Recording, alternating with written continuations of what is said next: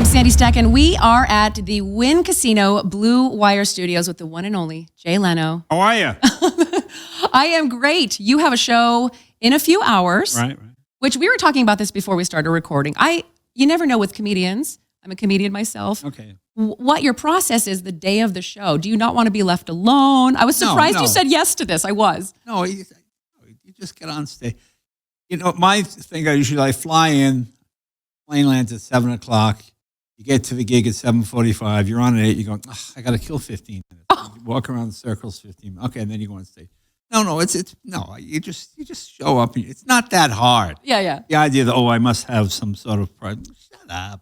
What about when people are in town that you know that want to hang out or do a dinner? Do you ever do that, or does that get exhausting? Well, sometimes you hang out and you do it. Or is that exhausting? You know what's exhausting? Working in a coal mine. That is really, I like the idea, he went to dinner and then he met with friends. How exhausting. That's like a rich man's disease. Right. Exhaustion. You know, poor people don't get exhausted.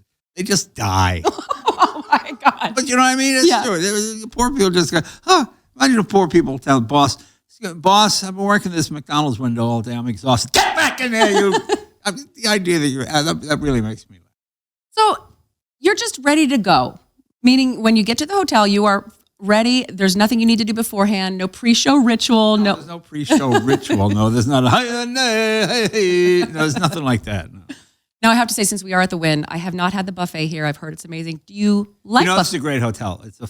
It's the world's largest 5-star hotel. And it's not till you get in the room you realize what the 5-star means. Like, they give you a disposable razor. It's better than my razor at home. I mean, it's got like a pearl handle. Like, why is this disposable?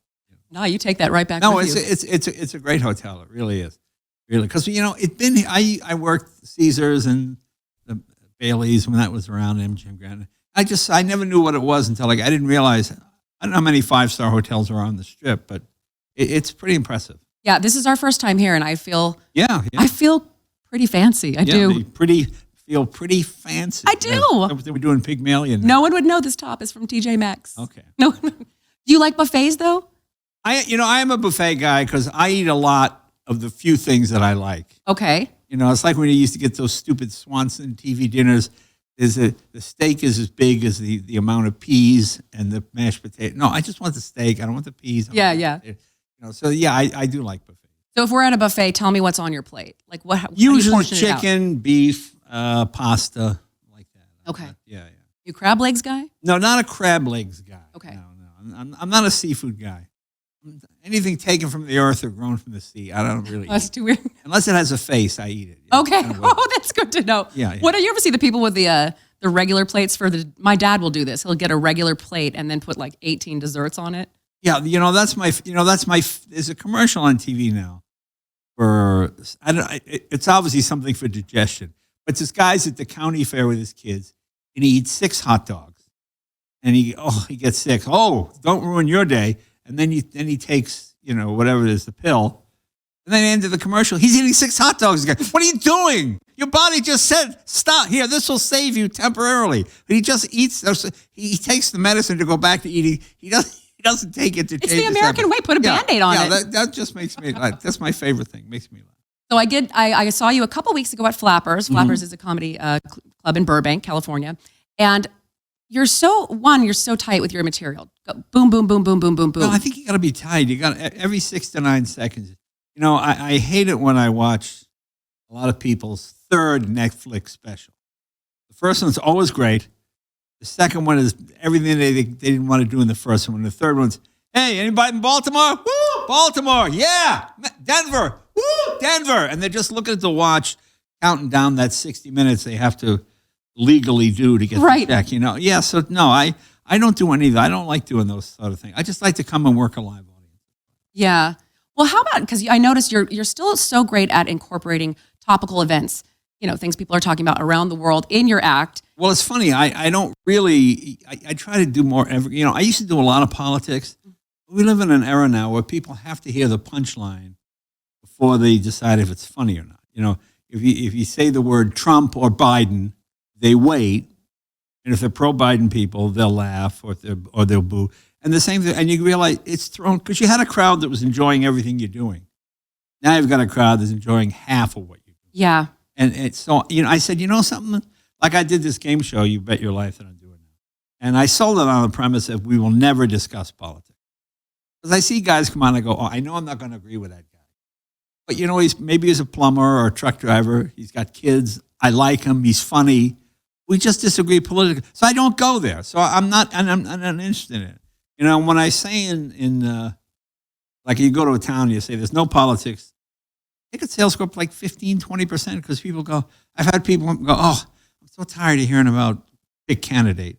I just want to have some laughs. We want to get away from it. Yeah, exactly. And that was kind of Tonight Show 22 years during your monologues. And that was kind of, you did it the same way on the Tonight Show, correct? But it's a funny, nowadays you have to give your opinion or else you're whatever name you want to call.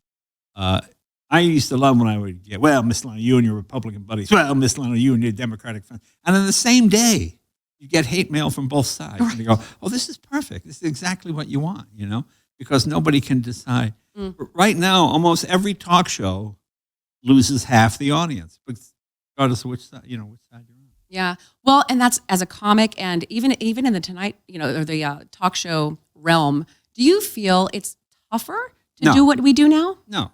Okay. That's just in the 30s, if you went to any comedian show, racist jokes abounded. Two black guys, and it was just a matter of course. Or even in the 70s, blonde jokes or Puerto Rico, whatever you want.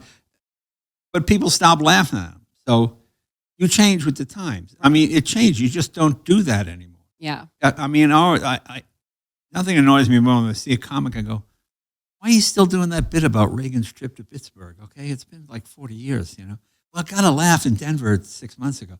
Yeah, okay, but it's got to get a laugh every night. If something's not working all the time, get rid of it. Don't be. Although, do you have anything in your act that's you won't because it's just for you? You love it that much, even if the audiences are. Well, no, I don't. If the audience doesn't get it, I'm not there for me. Okay, and that's my favorite thing. I used to see these people come on with me and with Letterman. They go, I've done this film, but now I've done something for me. As if, everything they've done has just been for the public. And now you're doing something for you. That's so wonderful. No, I don't ascribe to that. It's not funny.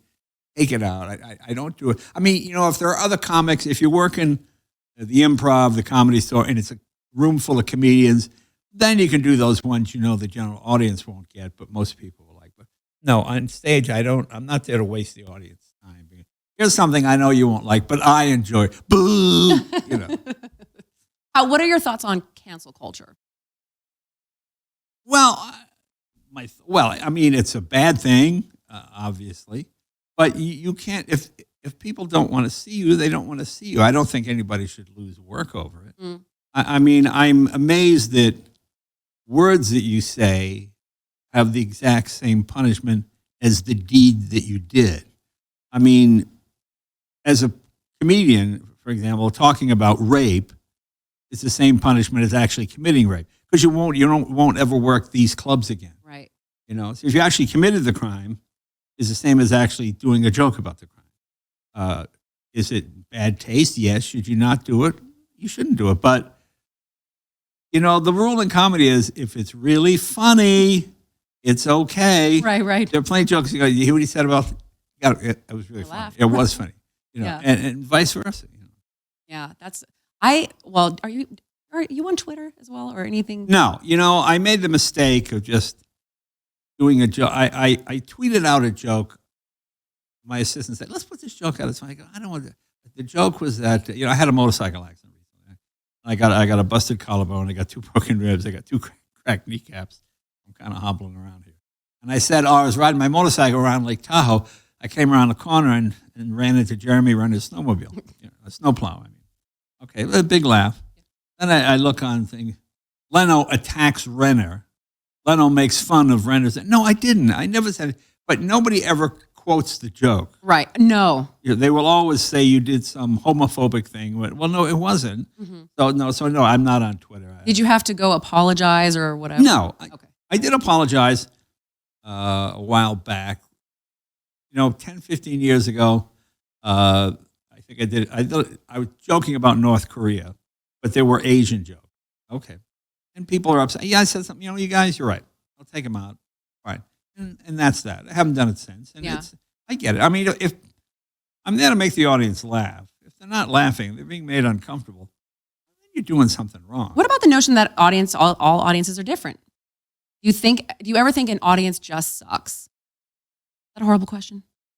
Well, I mean, you get audiences that are, for example, I know as a guy who does corporate events, you get that 8 o'clock in the morning, it's all guys, salespeople. You know, they're mad. They're in a town like Vegas, and I get up at 8 o'clock, go to the seminar. 4 hours too early, right? Yeah. I think if you're a comedian, you should be able to work just about anything. Is some better than others? Sure. But the idea of blaming the audience, once you start that game, then you can apply it to almost anything. I meet comedians. I just do colleges. Or I don't do colleges. I just do this. I just do cruises. Well, if a joke's funny, Rodney Dangerfield could play just about any crowd because they were just jokes. Yeah. Rodney and I were friends for 40 years. I have no idea who he voted for. I don't know if Rodney was a Republican or Democrat. We would just throw jokes back and forth. And that's what we enjoyed talking about, and that's what we did. I didn't know what his politics. But I love that. I miss that. Yeah. So sometimes it's just a joke, really. I mean, the idea that everything has some ulterior motive. Yeah. I heard you, I don't know when it was. It was recent. It was David Spade, We Dana did Carvey's the other day, podcast, yeah. Flannel Wall. And Yeah. you were mentioning, because even when I was watching you live, the jokes are so tight and you don't have a set list. You don't write it down beforehand. No, I don't. I'm dyslexic, so I don't write anything down. So I know they've already asked this, but how do you remember? Well, the way you remember, this is what I used to do. I don't do it so much anymore. But to practice, I'd sit in my room and I'd do my act myself, talking out loud, Mhm. and I'd write a letter with this hand, and to see if I could compartmentalize. And if you do it enough times, you can do it. That way, your mind is doing one thing, the other part of your mind is doing something else. So, like when I'm on stage and there's a guy heckling me here, I could look at him and go, "Okay, there's that guy over there." I can think about what I'm going to say to that guy. And then when I say it, it appears to be just an ad lib, but actually I've been thinking about it for 2 minutes while you're doing you know what I'm saying? Yeah. And I'm saying, so that's always worked for me. God, that's amazing. The amount of wheels that are going on, people. Not really. I mean, now we have nothing else to do all day. So. I would have been at the slot, so you know that. Well, that's right. There you go. We discussed off camera. Jay's not a slot person. That's okay. What else was I going to say? I know you're a car person. Right. Jay Leno's Garage, new episodes every week on NBC and streaming online. I know nothing about cars, so forgive me. No, this is fine. You don't know anything about cars. My wife knows nothing about cars. Oh, really? I learned something about the Bronte sisters, and she learned something about cars. I hate when I go to these car shows and you see husband and wives in matching Mustang outfits, Do they have that? Is that? Oh, yeah, you see that all the time. The wife is under the car tightening the muffler or something. No. Well, I was going to get your thoughts on this because my dad loves cars. All right. He had a 56 Ford Sunliner convertible. Yeah, sure. And he built a record player in the car and took my mom out on dates. Well, you could get a record player. Yeah. Isn't that pretty pimp? I don't think there was a Sunliner in 56. Sure, it wasn't a little bit later? Could have been. I don't know. Maybe 60? Could have been. See, this is how much he knows. I just told whatever my dad said, I remembered. Right. Okay. You're like, I don't think your dad's right. Well, no, wasn't. I think you maybe got the year wrong. Oh, okay. Maybe it was. It was a Sunliner. Maybe. I wrote it down, 56 Ford Sunliner. Maybe, okay. But, my dad is kind of forgetting things. I'm going to check that out. All right. Do you have, because I know, how many cars do you have? 100 and, Oh, boy, you sound like my wife. uh-oh, not in a I bad got way. 204 on the road. 204. Yeah, every week I'll put another sticker on. Do you have a feature from one of your cars that you're like, that stands out so much that you just love it? Again, I know nothing about cars, but there are odd.